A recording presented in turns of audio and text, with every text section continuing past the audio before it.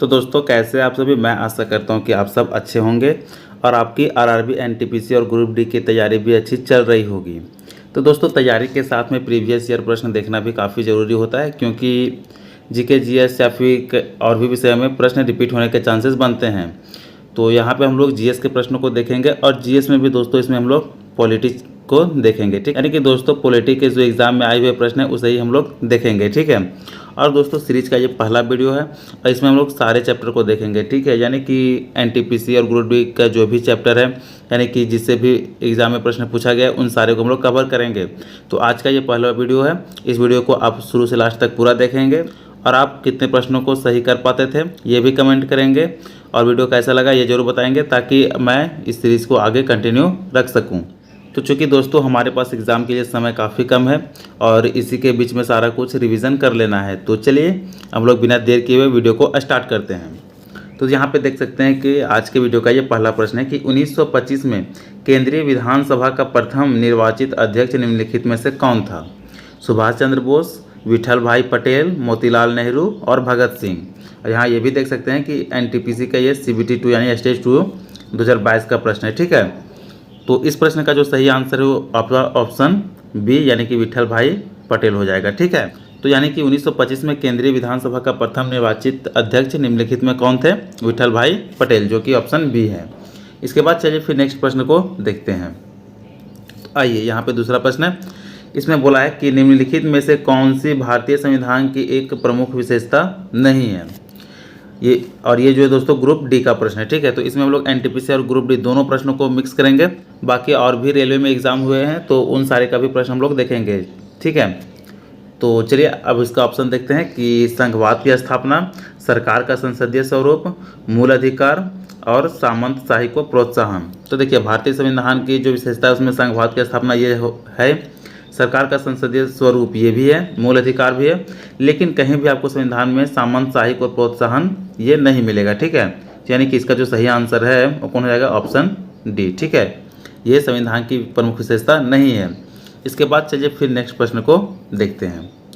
तो चलिए यहाँ पे देख सकते हैं कि ये जो प्रश्न काफ़ी इंपॉर्टेंट है, या कितने सारे एग्जाम में पूछा गया है। यहाँ पे देख सकते हैं कि आरपीएफ में ही 2 बार पूछा गया है, एनटीपीसी में 3 बार पूछा गया प्रश्न है। तो यह काफ़ी इंपॉर्टेंट प्रश्न है।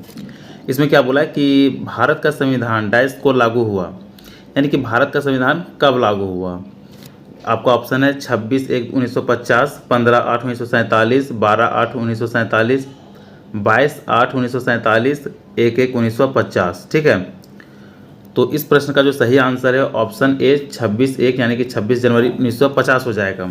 अब कई सारे लोग 26 नवंबर 1949 भी सोच रहे होंगे, लेकिन ये जो 26 नवंबर 1949 है, इस दिन संविधान लागू नहीं हुआ था, बल्कि इस दिन संविधान पारित हुआ था, ठीक है। तो संविधान लागू का जब भी डेट आए तो 26 जनवरी 1950 ही सही होगा और 26 नवंबर 1949 को ये संविधान पारित हुआ था, ठीक है। तो आई होप कि आप लोग सभी का ये कन्फ्यूजन दूर हो गया होगा। इसके बाद चलिए फिर से नेक्स्ट प्रश्न को देखते हैं। तो यहाँ पे हम लोग नेक्स्ट प्रश्न को देखेंगे कि संविधान सभा के पहले सत्र का आयोजन कब हुआ था? यानी कि दोस्तों संविधान सभा के पहले सत्र का आयोजन कब हुआ था, जो कि ऑप्शन है 1948, 1946, 1949 और 1947। और ये देख सकते हैं कि आरआरबी जेई का प्रश्न है। तो चलिए इस प्रश्न का जो सही आंसर है ऑप्शन बी यानी कि 1946 हो जाएगा, ठीक है। और यदि पूरा डेट पूछता है कि कब लागू हुआ था पूरा डेट, तो इसका जो पूरा डेट हो जाएगा 9 दिसंबर, यानी कि 9 दिसंबर 1946 को संविधान सभा के पहले सत्र का आयोजन हुआ था। अब इसमें पूछ दे अस्थायी अध्यक्ष, ठीक है। तो अस्थायी अध्यक्ष कौन थे? तो सच्चिदानंद सिन्हा, ये अस्थायी अध्यक्ष थे, ठीक है।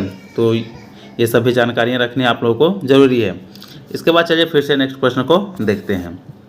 तो चलिए यहाँ पे पांचों प्रश्नों को देखेंगे कि भारतीय संविधान में फर्स्ट पास्ट द पोस्ट, सर्वाधिक मत प्राप्त व्यक्ति की विजय का प्रावधान किस देश के संविधान से अंगीकृत किया गया है? फर्स्ट पास्ट द पोस्ट का मतलब है दोस्तों कि सर्वाधिक मत प्राप्त व्यक्ति की विजयी। तो आप सभी को पता होगा कि अभी भारत में जितने भी चुनाव होते हैं तो इसी के आधार पे उनको विजय घोषित किया जाता है। किस पे? तो कि जो व्यक्ति जितना अधिक मत लाएगा, यानी कि जो सबसे ज़्यादा मत लाएगा वो विजय हो जाएगा, ठीक है। तो यह किस देश से प्रावधान लिया गया है? तो इसका जो ऑप्शन है आयरलैंड, फ्रांस, ब्रिटेन और संयुक्त राज्य अमेरिका। ठीक है, तो इस प्रश्न का सही आंसर ऑप्शन सी ये ब्रिटेन हो जाएगा। इसके बाद चलिए फिर से नेक्स्ट प्रश्न को देखते हैं। तो चलिए इसमें पढ़ेंगे कि तेलंगाना राज्य निम्नलिखित में से किस राज्य से अलग होकर बना है। इसका ऑप्शन है कर्नाटक, मध्य प्रदेश, आंध्र प्रदेश और महाराष्ट्र। तो ये आप सभी को पता होगा कि इसका जो सही आंसर है ऑप्शन सी ये आंध्र प्रदेश हो जाएगा। ठीक है, यानी कि तेलंगाना राज्य आंध्र प्रदेश से अलग होकर के एक अलग राज्य बना है। और यह जो है दोस्तों एनटीपीसी में CBT 2 का प्रश्न है। ठीक है, अब यहाँ पे हम लोग देखेंगे कि तेलंगाना राज्य बना कब है। ठीक है, तो इसका जो बना है वो है 2 जून 2014, यानी 2 जून 2014 को है तेलंगाना अलग राज्य बना था। ठीक है, किससे? तो आंध्र प्रदेश से अलग होकर के। इसके बाद चलिए नेक्स्ट प्रश्न को देखते हैं। यहाँ पे है कि भारत में किसी भी राज्य की सीमाओं को बदलने के लिए कौन अधिकृत है? भारत के प्रधानमंत्री, राज्य विधानमंडल, केंद्रीय गृह मंत्री और DA सांसद। ठीक है, तो इस प्रश्न का जो सही आंसर है वो हो जाएगा ऑप्शन DA संसद। ठीक है, यानी कि किसी भी राज्य की सीमा को बदलने के लिए संसद की ही अधिकृत है। ठीक है, यानी कि संसद चाहे तो इसमें बदलाव कर सकती है। और यह एनटीपीसी के CBT 2 का ही प्रश्न है। और इससे संबंधित अनुच्छेद देखें तो ये अनुच्छेद यानी कि आर्टिकल 3 है। ठीक है, अनुच्छेद 3 है, तो इसे भी आप लोग याद रख लेंगे। इसके बाद चलिए फिर से नेक्स्ट प्रश्न को देखते हैं। यहाँ पे कि निम्नलिखित में से कौन सा 2014 में भारत का 29वां राज्य बना था? अब आप देख सकते हैं कि तेलंगाना ही इसका सही आंसर होगा। ठीक है, लेकिन अब यहाँ पे किस तरह से प्रश्न घुमा करके पूछा है। कहीं पे पूछ दिया है कि कौन तेलंगाना अलग राज्य किससे बना था, तो तेलंगाना राज्य कब बना है, ये सभी क्वेश्चन बन सकता है। और यहाँ पे बोला है कि 2014 में भारत का 29वां राज्य, हालांकि अभी वर्तमान में भारत में टोटल 28 राज्य हैं। ठीक है, लेकिन जब 2014 में अलग हुआ था तो उस टाइम ये 29वां राज्य बना था। तो यहाँ पे बोला है कि निम्नलिखित में से कौन सा 2014 में भारत का 29वां राज्य बना था, जो कि इसका ऑप्शन ए तेलंगाना ये सही हो जाएगा। ठीक है, तो देख सकते हैं कि एक ही प्रश्न को कितना बारीकी से पढ़ना होता है। इसमें प्रश्न कई तरह से घुमा के पूछा जा सकता है। ठीक है, तो इस प्रश्न का सही आंसर ऑप्शन ए तेलंगाना हो जाएगा। इसके बाद चलिए फिर से नेक्स्ट देखते हैं। यहाँ पे क्या बोला है कि अनुच्छेद 279A इसमें से किस संवैधानिक निकाय से संबंधित है? ए है वस्तु एवं सेवा कर परिषद, B UPSC, C भारतीय निर्वाचन आयोग और D वित्त आयोग है। ठीक है, और ये जो दोस्तों वो ग्रुप D का प्रश्न है।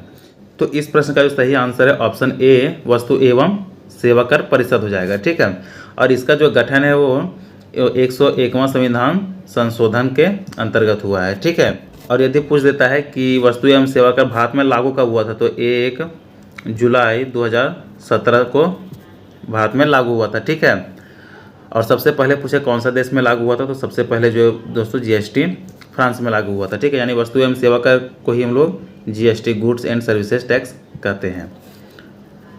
इसके बाद चलिए फिर नेक्स्ट प्रश्न को देखते हैं। तो यहाँ पे है कि भारतीय संविधान का अनुच्छेद 72 निम्नलिखित में से किससे संबंधित है? राष्ट्रपति की क्षमा करने की शक्ति, भारत के उच्चतम न्यायालय की संरचना और क्षेत्राधिकार, प्रधानमंत्री की नियुक्ति और वाक स्वातंत्र्य का अधिकार। तो देखिए अनुच्छेद 72 सभी को पता होगा कि जो है राष्ट्रपति की क्षमा करने की शक्ति है। ठीक है, जो कि ऑप्शन ए में है और ऑप्शन ए इसका सही आंसर हो जाएगा। इसके बाद चलिए नेक्स्ट प्रश्न को देखते हैं। तो यहाँ पे नेक्स्ट प्रश्न है कि भारतीय संविधान में शिक्षा को किस सूची में शामिल किया गया है? सरकारी सूची, समवर्ती सूची, राज्य सूची और संघ सूची। तो इसका जो सही आंसर है ऑप्शन बी है समवर्ती सूची हो जाएगा। ठीक है, अब वो बात आएगा कि समवर्ती सूची होता क्या है। तो समवर्ती सूची यही होता है दोस्तों जिसमें कि राज्य और संघ दोनों का अधिकार हो। ठीक है, उसे ही हम लोग समवर्ती सूची कहते हैं। तो शिक्षा पर राज्य और संघ यानी कि देश दोनों का अधिकार है, तो इसका सही आंसर ऑप्शन बी समवर्ती सूची हो जाएगा। अब आइए फिर नेक्स्ट प्रश्न को देखते हैं। तो चलिए नेक्स्ट प्रश्न है कि भारत के संविधान के लागू होने के समय इसमें मूलतः कुल कितने अनुच्छेद थे?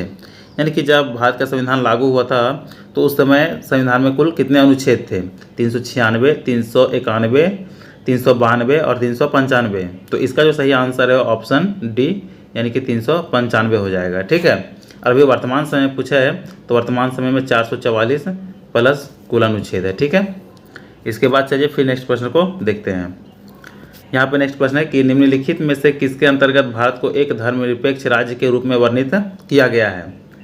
संविधान की प्रस्तावना, राज्य के नीति निर्देशक तत्व, अनुच्छेद 44 और अनुच्छेद 475। ठीक है, तो इस प्रश्न का सही आंसर है ऑप्शन ए, संविधान की प्रस्तावना हो जाएगा। यानी कि संविधान की प्रस्तावना के कारण ही भारत को धर्मनिरपेक्ष राज्य के रूप में वर्णित किया गया है। ठीक है, यहाँ पे राज्य से आप कोई राज्य नहीं समझ लेंगे, राज्य का मतलब ये संघ है। ठीक है, यानी कि पूरा भारत देश। तो चलिए इसके बाद नेक्स्ट प्रश्न को फिर देखते हैं। यहाँ पे क्या बोला है कि भारत का सर्वोच्च कानून किसे माना गया जाता है, यानी कि भारत देश का सर्वोच्च कानून किसे माना जाता है। ठीक है, भारतीय संविधान, बी जनतंत्र, सी अम्बेडकर की शिक्षाएं और डी धर्मनिरपेक्षता। तो आप सभी को पता होगा कि भारत का जो सर्वोच्च कानून है वो कौन हो जाएगा, भारतीय संविधान, जो कि ऑप्शन ए में है और ऑप्शन ए इसका ये सही आंसर हो जाएगा, भारतीय संविधान। ठीक है, इसके बाद चलिए फिर नेक्स्ट प्रश्न को देखते हैं। तो यहाँ पे कि भारत में किसी भी राज्य की सीमाओं को बदलने के लिए कौन अधिकृत है। इसका ऑप्शन है भारत के प्रधानमंत्री, राज्य विधानमंडल, केंद्रीय गृह मंत्री और संसद। तो देखिए दोस्तों, यह प्रश्न रिपीट हो गया है। ठीक है, इसका आंसर ऑप्शन डी है, संसद सही हो जाएगा। तो दोस्तों यहाँ तक हम लोगों ने एनटीपीसी और ग्रुप डी और एक जेईई का ही प्रश्न था। ठीक है, टोटल हम लोग 15 प्रश्नों को देखें, तो जो कि सारे एग्जाम में आए हुए प्रश्न हैं। तो इन प्रश्नों में आप कितने प्रश्नों को सही कर पाए थे, आप कमेंट जरूर करेंगे। और आपको वीडियो कैसा लगा, वीडियो अच्छा लगा हो तो वीडियो को लाइक कर चैनल को जरूर सब्सक्राइब कर लेंगे, ताकि आने वाले वीडियो का नोटिफिकेशन आप लोगों तक पहुंच सके। तो चलिए मिलते हैं फिर नेक्स्ट वीडियो में, तब तक के लिए धन्यवाद।